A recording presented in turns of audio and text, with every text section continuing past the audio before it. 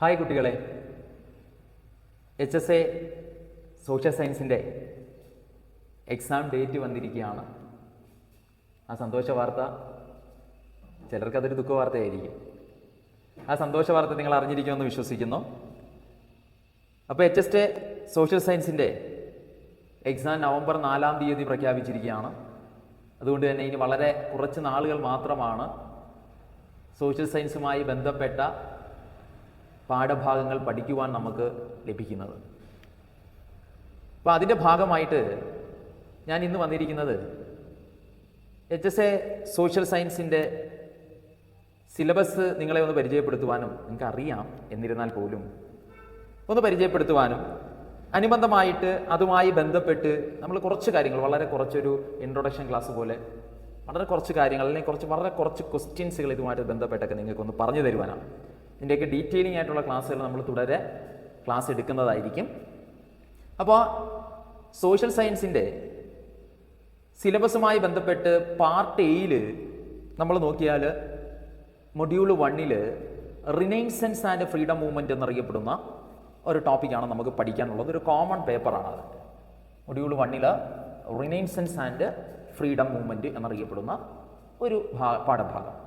ഇത് കേരളത്തിൻ്റെയും ഇന്ത്യയുടെയും നവോത്ഥാന കാലഘട്ടത്തെക്കുറിച്ച്, സാമൂഹിക മുന്നേറ്റങ്ങളെക്കുറിച്ച്, അനുബന്ധമായി ഇന്ത്യയുടെയും കേരളത്തിൻ്റെയും സാമൂഹിക അന്തരീക്ഷത്തിൽ മാറ്റങ്ങൾ വരുത്തിയ നവോത്ഥാന നായകരും അവരുടെ പ്രസ്ഥാനങ്ങൾ, അവരുടെ സംഭാവനകൾ, അവരുടെ ഉദ്ഘോഷണങ്ങൾ, അവരുമായി ബന്ധപ്പെട്ട ഗ്രന്ഥങ്ങൾ, അനുബന്ധമായിട്ടൊക്കെ ആ പാഠഭാഗത്തു നിന്ന് ചോദ്യങ്ങൾ ചോദിക്കുവാം.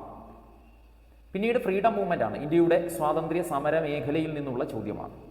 ഇന്ത്യയുടെ സ്വാതന്ത്ര്യ സമരം എന്ന് പറയുമ്പോൾ 1857 കലാപം മുതൽ, ഇന്ത്യയുടെ ഒന്നാം സ്വാതന്ത്ര്യ സമരം മുതൽ അങ്ങോട്ട് 1947 വരെ ബ്രിട്ടീഷുകാരും ഇന്ത്യക്കാരും തമ്മിൽ നടന്നിട്ടുള്ള പ്രാദേശിക ദേശീയ സമരങ്ങളും അനുബന്ധ പ്രക്ഷോഭങ്ങളും അതിൻ്റെ കാരണങ്ങളും അതിൻ്റെ വിജയപരാജയങ്ങളും അതിന് നേതൃത്വം നൽകിയിട്ടുള്ള സ്വാതന്ത്ര്യ സമര സേനാനികളും ബന്ധപ്പെട്ട ആശയങ്ങളുടെ വലിയ വിവരണമാണ് നമ്മളവിടെ മനസ്സിലാക്കേണ്ടത്. അപ്പോൾ module 1 renaissance and freedom movement എന്നറിയപ്പെടുന്ന ഒരു പാർട്ടിൽ നമുക്കൊരു ചോദ്യം വർക്ക് ചെയ്യാം.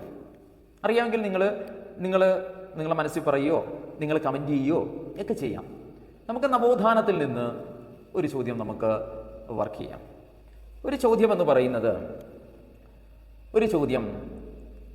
ഇന്ത്യൻ അനൈക്യത്തിൻ്റെ കാരണം എന്ന് പറയുന്നത്, ഇന്ത്യൻ അനൈക്യത്തിൻ്റെ കാരണം ഇന്ത്യയിൽ നിലനിൽക്കുന്ന ജാതി സമ്പ്രദായമാണ്. ഇന്ത്യയിൽ നിലനിൽക്കുന്ന ജാതി സമ്പ്രദായമാണ്. ഇങ്ങനെ അഭിപ്രായപ്പെട്ടത് ആരാണ് എന്നാണ്. ഇന്ത്യൻ അനൈക്യത്തിൻ്റെ കാരണം ഇന്ത്യയിൽ നിലനിൽക്കുന്ന ജാതി സമ്പ്രദായമാണ്. ഇത് ഒരുപാട് PSCയുടെ പ്രീവിയസ് ക്വസ്റ്റ്യൻ പേപ്പറിൽ നിരന്തരം ഇടം പിടിച്ചിട്ടുള്ള ഒരു ചോദ്യമാണ്. ഈ ചോദ്യം HSCക്ക് ചോദിക്കും എന്നല്ല, ഒരുപാട് റിപ്പീറ്റഡ് പരീക്ഷയ്ക്ക് ചോദിച്ച ഒരു ചോദ്യം ഞാൻ നിങ്ങളെ പരിചയപ്പെടുത്തുന്നു എന്ന് മാത്രമേ ഉള്ളൂ. ഇന്ത്യൻ അനൈക്യത്തിൻ്റെ കാരണമെന്ന് പറയുന്നത് ഇന്ത്യയിൽ നിലനിൽക്കുന്ന ജാതി സമ്പ്രദായമാണ് എന്ന് പറഞ്ഞ ഇന്ത്യൻ സാമൂഹിക പരിഷ്കർത്താവ് ആര് എന്നുള്ളതാണ് ചോദ്യം.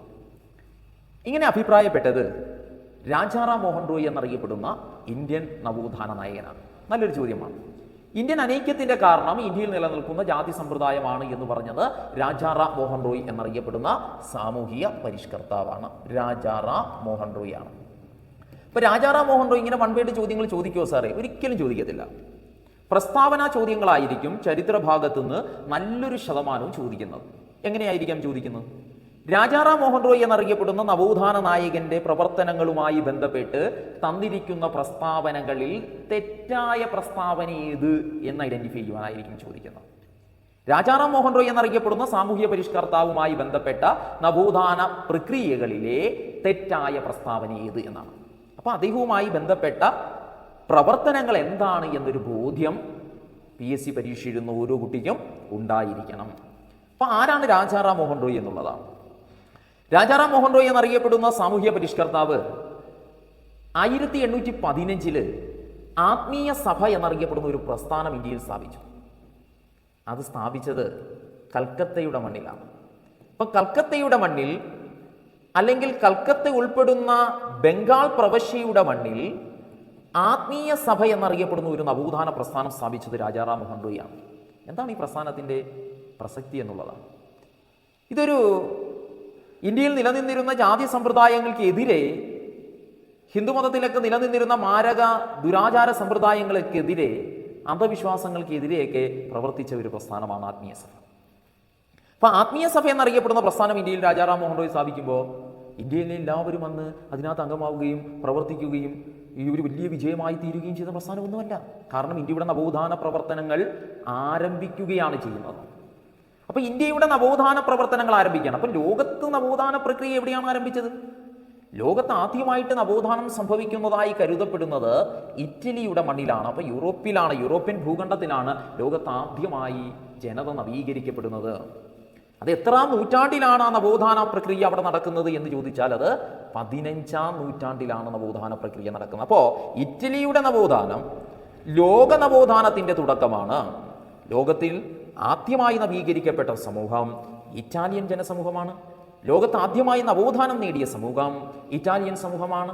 ആ ഇറ്റലിയിൽ ലോകത്തിൽ ആദ്യമായി നവോത്ഥാന പ്രക്രിയ ആരംഭിച്ച നൂറ്റാണ്ട് എന്ന് പറയുന്നത് 15ാം നൂറ്റാണ്ട് എന്നറിയപ്പെടുന്ന നൂറ്റാണ്ടാണ്. കൃത്യമായി പറഞ്ഞാൽ ഏതു വർഷമാണെന്ന് ചോദിച്ചാൽ 1453 നവോത്ഥാനം ആരംഭിക്കുന്നത്. ഇപ്പൊ ലോക നവോത്ഥാനത്തിന് തുടക്കം കുറിച്ച ഒരു ഇൻസിഡന്റ് ഏത് താഴെ തന്നിരിക്കുന്നവയിൽ എന്ന് ചോദിച്ചാൽ ആ ഇൻസിഡന്റ് എന്ന് പറയുന്നത് കോൺസ്റ്റന്റിനോപ്പിൾ തകർക്കപ്പെടുന്നതാണ്. കോൺസ്റ്റന്റിനോപ്പിൾ തുർക്കികൾ പിടിച്ചെടുക്കുന്നതോടുകൂടി അല്ലെങ്കിൽ തകർക്കപ്പെടുന്നതോടു കൂടിയിട്ടാണ് ലോക നവോത്ഥാനത്തിന് തുടക്കം കുറിക്കുന്നത്, ലോക നവീകരണ പ്രക്രിയ ആരംഭിക്കുന്നത്. അത് ഏത് വർഷമാണ്? 1453 അപ്പൊ 1453 ആയതുകൊണ്ടാണ് നമ്മൾ ഇതിനെ എന്തെന്ന് പറഞ്ഞത് 15ാം നൂറ്റാണ്ട്. അപ്പൊ നമ്മൾ എന്ത് മനസ്സിലാക്കി? ഏകദേശം 1400 ഏകദേശം 1500 ഇടയ്ക്കുള്ള നൂറ്റാണ്ടിനെ നമ്മൾ എന്താ വിളിക്കുന്നത്? 15ാം നൂറ്റാണ്ടെന്നാണ് വിളിക്കുന്നത്, അല്ലേ? അപ്പൊ എങ്ങനെയാണ് 1500 ഏകദേശം 1600 ഇടയ്ക്കുള്ള നൂറ്റാണ്ട് നമ്മൾ എന്ത് വിളിക്കും? 16ാം നൂറ്റാണ്ട് എന്നായിരിക്കും വിളിക്കും. അപ്പൊ 1453 ആയതുകൊണ്ട് ഇത് 15ാം നൂറ്റാണ്ടാണ്. അപ്പൊ ലോക നവോത്ഥാന പ്രവർത്തനങ്ങൾ ആരംഭിച്ചത് 15ാം നൂറ്റാണ്ടിൽ, കൃത്യമായി പറഞ്ഞാൽ 1453. അതിന് കാരണമായ സംഭവം തുർക്കികൾ കോൺസ്റ്റന്റിനോപ്പിൾ തകർത്തതാണ് അല്ലെങ്കിൽ പിടിച്ചെടുത്തതാണ്. അപ്പൊ ലോക നവോത്ഥാനത്തിന്റെ ഈറ്റില്ലം എന്നറിയപ്പെടുന്നത് ഇറ്റലിയാണ്. അപ്പൊ 15ൽ ലോകത്ത് ആരംഭിച്ച നവോത്ഥാനം യൂറോപ്യൻ ഭൂഖണ്ഡത്തിലേക്ക് പിന്നീട് വ്യാപിക്കുകയും ആ നവോത്ഥാന പ്രവർത്തനങ്ങൾ പിന്നീട് ഭൂഖണ്ഡങ്ങൾ, അതിർത്തികളൊക്കെ വിട്ട്, ഭാഷകൾ വിട്ട്, പറഞ്ഞ മനസ്സിലായോ, ഏഷ്യ എന്നറിയപ്പെടുന്ന മഹാഭൂഖണ്ഡത്തിലേക്ക് കടന്നു വരുന്നത്, ഒരുപക്ഷെ ഏഷ്യയിലെ ഇന്ത്യയിലേക്കൊക്കെ കടന്നു വരുന്നത് 19ാം നൂറ്റാണ്ടിന്റെ തുടക്കത്തിലാണ്. അപ്പം നമ്മൾ മനസ്സിലാക്കി ഇവിടെ പറഞ്ഞ പോയിന്റ് വെച്ച് എന്താണ് 19ാം നൂറ്റാണ്ട് എന്ന് പറഞ്ഞാൽ ഏകദേശം 1800 1900 ഇടയ്ക്കുള്ള കാലഘട്ടമല്ലേ 19ാം നൂറ്റാണ്ട്. അപ്പൊ 1815 എന്ന് പറഞ്ഞാൽ എത്രാം നൂറ്റാണ്ടാണ്? 19ാം നൂറ്റാണ്ടാണ്. അപ്പൊ ഇന്ത്യയുടെ നവോത്ഥാന പ്രവർത്തനങ്ങൾ ആരംഭിച്ച നൂറ്റാണ്ട് ഏത്? 19ാം നൂറ്റാണ്ടാണ്. ഇപ്പൊ ഇങ്ങനെയായിരിക്കും ഒരു ചോദ്യം, നവോത്ഥാനവുമായി ബന്ധപ്പെട്ട് തന്നിരിക്കുന്ന പ്രസ്താവനയിൽ തെറ്റായ പ്രസ്താവന ഏത്? ലോക നവോത്ഥാന പ്രവർത്തനങ്ങൾ ആരംഭിച്ചത് ഇറ്റലിയിലാണ്, പ്രസ്താവന ശരിയാണ്. ലോക നവോത്ഥാന പ്രക്രിയ ആരംഭിച്ചത് 15ാം നൂറ്റാണ്ടിലാണ്, പ്രസ്താവന ശരിയാണ്. മറ്റൊരു ചോദ്യം ചോദിക്കുകയാണ്, ആധുനിക യുഗത്തിന് കാരണമായ സംഭവം ഏത് എന്ന് ചോദിച്ചാൽ അത് കോൺസ്റ്റന്റിനോപ്പിൾ തകർക്കപ്പെട്ടതാണ്. ഇന്ത്യയിലേക്ക് നവോത്ഥാനം കടന്നു വന്ന നൂറ്റാണ്ട് ഏത് എന്ന് ചോദിച്ചാൽ അത് 19ാം നൂറ്റാണ്ടാണ്. ഇന്ത്യയുടെ ആദ്യത്തെ നവോത്ഥാന പ്രസ്ഥാനമാണ് ആത്മീയ സഭ. അതിൻ്റെ ആസ്ഥാനം കൽക്കത്തയും അത് സ്ഥാപിച്ച വ്യക്തിയാണ് ആര്? രാജാറാം മോഹൻ റോയ്.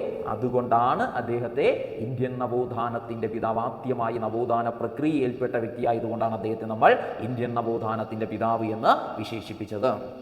ഇനി പ്രീവിയസ് ആയിട്ടുള്ള ഒരു HSCയുടെ ഒരു സിമ്പിൾ ചോദ്യം, പണ്ട് 1 വേർഡ് ചോദ്യമാണല്ലോ. ആ ചോദ്യത്തിലൊരു ചോദ്യം, നവോത്ഥാനത്തിൻ്റെ ശിശു എന്നറിയപ്പെടുന്ന ഘടകം താഴെ തന്നിരിക്കുന്നവയിൽ ഏതാണ്? വളരെ സിമ്പിളായിട്ടുള്ള ഒരു ചോദ്യമാണിത്. നവോത്ഥാനത്തിൻ്റെ ശിശു എന്നറിയപ്പെടുന്ന ഘടകം ഏത്? അപ്പോൾ അവർ പലതരത്തിലുള്ള ഓപ്ഷനുകൾ തരികയാണ്. അപ്പോൾ ഒരു ഓപ്ഷനാണ് ഇപ്പം മാനവികത, ഹ്യൂമാനിറ്റി എന്ന് പറയുകയാണ്. ഇപ്പം നവീകരണം എല്ലാം കൂടെ എഴുതാൻ സ്ഥലമില്ല, നമുക്ക് 2 ഓപ്ഷൻ ഇടാം. മാനവികതയും നവീകരണവും. നവോത്ഥാനത്തിന്റെ ശിശു എന്നറിയപ്പെടുന്ന ഘടകം ഏത് എന്ന് ചോദിച്ചാൽ ഉത്തരം നവീകരണമാണ്. വളരെ സിമ്പിൾ ഒരു ചോദ്യമാണ്. ഇപ്പൊ എന്താണ് നമ്മൾ ഇതിൽ നിന്ന് മനസ്സിലാക്കേണ്ടത്? നവോത്ഥാനം എന്ന് പറയുന്നത് ഒരു വലിയ പ്രോസസ്സാണ്. നവോത്ഥാനം എന്താണ്? നവോത്ഥാനം എന്ന പർട്ടിക്കുലർ വാക്കിന്റെ അർത്ഥം തന്നെ ബുദ്ധിപരമായ ഉണർവ് എന്നാണ്. ബുദ്ധിപരമായ ഉണർവ്. ആർക്കാണ് ബുദ്ധിപരമായ ഉണർവ് സംഭവിക്കേണ്ടത്? ഞാനും എന്നെ കേട്ടുകൊണ്ടിരിക്കുന്ന നിങ്ങളും ഉൾപ്പെടുന്ന മനുഷ്യ സമൂഹത്തിനാണ് ബുദ്ധിപരമായ ഉണർവ് സംഭവിക്കേണ്ടത്, തിരിച്ചറിവ് ഉണ്ടാവേണ്ടത്. അപ്പം എല്ലാ നന്മകളെയും ഉൾക്കൊള്ളുന്ന, തിന്മകളെ തള്ളിക്കളയുന്ന, നല്ല ആശയങ്ങളെ മാത്രം ഉൾക്കൊള്ളുന്ന, സമൂഹത്തിലെ തെറ്റാശയങ്ങളെ എല്ലാം തള്ളിക്കളയുന്ന ബുദ്ധിപരമായ ഒരു ഉണർവ് ഞാനും നിങ്ങളും ഉൾപ്പെടുന്ന മനുഷ്യ സമൂഹത്തിന്, ഒരു സൊസൈറ്റിക്ക് ഉണ്ടാകുമ്പോൾ ആ സമൂഹത്തിനുണ്ടാകുന്ന ആകെ മാറ്റത്തെയാണ് നമ്മൾ എന്ത് വിളിക്കുന്നത്? നവോത്ഥാനം എന്ന് വിളിക്കുന്നത്, അല്ലേ? ഞാനും നിങ്ങളും ഉൾപ്പെടുന്ന മനുഷ്യ സമൂഹത്തിനുണ്ടാകുന്ന ബുദ്ധിപരമായ ഉണർവിലൂടെ ഉണ്ടാകുന്ന ആകെ നല്ല മാറ്റത്തെയാണ് നവോത്ഥാനം എന്ന് വിളിക്കുന്നത്. ഇവിടെ ചോദിച്ച ചോദ്യം എന്താ? നവോത്ഥാനത്തിന്റെ ശിശു ആര്? അപ്പം നവോത്ഥാനം ഇതാണ്, നമുക്ക് മൊത്തത്തിൽ ഉണ്ടാകുന്ന ചേഞ്ചാണ് നവോത്ഥാനം. ഇനി ചോദിച്ചത് എന്താ നവോത്ഥാനത്തിന്റെ ശിശു എന്താണ്? നവീകരണമാണ്. അപ്പം നവീകരണം എന്താണ്? നവോത്ഥാനം വലിയൊരു പ്രോസസ്സാണ്, അല്ലേ? അപ്പം നവീകരണം എന്താണ്? ചെറിയ പ്രോസസ്സാണ്, കൊച്ചു കൊച്ചു ശിശുവാണ്. നവോത്ഥാനത്തിന്റെ ശിശുവാണ് ഏതെന്നറിയപ്പെടുന്നത്? നവീകരണം എന്നറിയപ്പെടുന്നത്. എന്താണ് നവീകരണം? ഇന്നോവേഷൻ എന്നാണ്, റീഫോർമേഷൻ എന്നാണ് നമ്മൾ പറയുന്നത്. അപ്പം നവോത്ഥാനം എന്നറിയപ്പെടുന്ന പ്രോസസ്സിലേക്ക് ഒരു സമൂഹത്തെ നയിക്കുന്ന പ്രക്രിയയാണ് നമ്മൾ എന്ത് വിളിക്കുന്നത്? നവീകരണം അല്ലെങ്കിൽ റീഫോർമേഷൻ എന്ന് പറയുന്നത്. അപ്പൊ സമൂഹം എങ്ങനെയൊക്കെ നവീകരിക്കപ്പെടണം? നമ്മൾ സാമൂഹ്യപരമായി നവീകരിക്കപ്പെടണം, നമ്മൾ സാംസ്കാരികപരമായി നവീകരിക്കപ്പെടണം, നമ്മൾ വിദ്യാഭ്യാസപരമായി നമ്മൾ നവീകരിക്കപ്പെടണം, നമ്മൾ മതപരമായ മതനവീകരണം നമുക്ക് സംഭവിക്കണം, രാഷ്ട്രീയ നവീകരണം സംഭവിക്കണം, എക്സെട്ര. എങ്ങനെയും ഒരു മനുഷ്യനുമായി ബന്ധപ്പെട്ട് നിൽക്കുന്ന സാമൂഹിക ഘടകങ്ങളിലെല്ലാം തന്നെ ഒരു മനുഷ്യൻ എന്ത് ചെയ്യപ്പെടണം? നവീകരിക്കപ്പെടണം.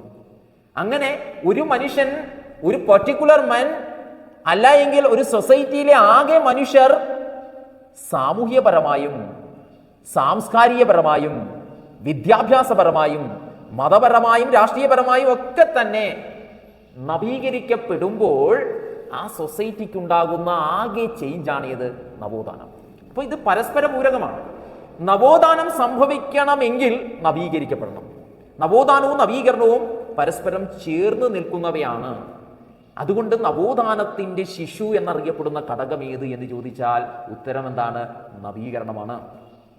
ഇനി ഓരോ സൊസൈറ്റിയുടെയും നവീകരണത്തിൽ തുടക്കം കുറിക്കുന്നത് അല്ലെങ്കിൽ ആരംഭിക്കുന്നത് അല്ലെങ്കിൽ അവിടെ പ്രാധാന്യം നൽകുന്നത് ഓരോ ടൈപ്പ് ഇന്നോവേഷൻ ആയിരിക്കും, ഓരോ തരത്തിലുള്ള നവീകരണമായിരിക്കും നടക്കുന്നത്.